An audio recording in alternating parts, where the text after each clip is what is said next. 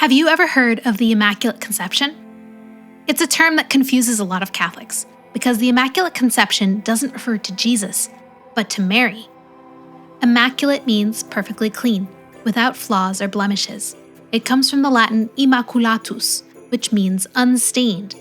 Conception is when a baby first forms in his or her mother's womb. Catholics believe that Mary was never stained by sin. From her conception, the very first moments of her life, she was sin-free. But that brings up another question. Why would a baby in the womb have sin?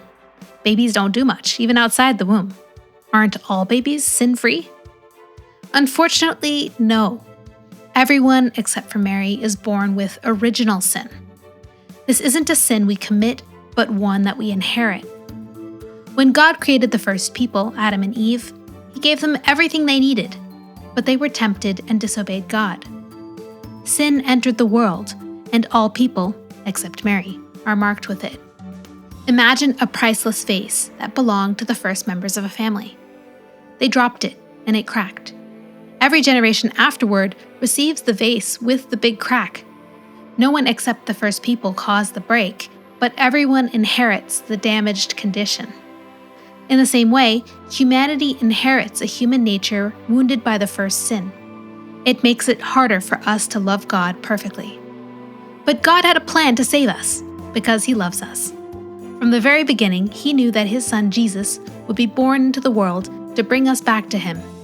And He chose Mary to be the mother of Jesus in order to carry out His salvation plan. Since Mary would carry Jesus, the Son of God, God wanted her to be completely pure and filled with grace. So, from the very first moment of her life, when she was conceived in her mother's womb, God protected her from original sin. That's what we mean by the Immaculate Conception.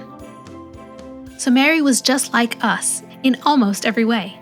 She was human, she laughed, she learned, she loved, but she was also different because her soul was completely pure and filled with God's grace from the beginning. That doesn't mean that Mary didn't need God's help. In fact, it was God's grace, the same grace that saves us, that kept her free from sin. God gave her this special gift ahead of time. That's why the angel Gabriel greeted her with the words, "Hail, full of grace, the Lord is with you." Mary had already been redeemed by her son Jesus. When we celebrate the Feast of the Immaculate Conception on December 8th, we thank God for our loving mother. And we remember that God wants to fill our hearts with grace too, so we can share His love with the world and live with Him for eternity in heaven. Don't forget to like and subscribe. You can also support Catholic Kids Media on Venmo or Patreon using the links in the description. Thanks for watching.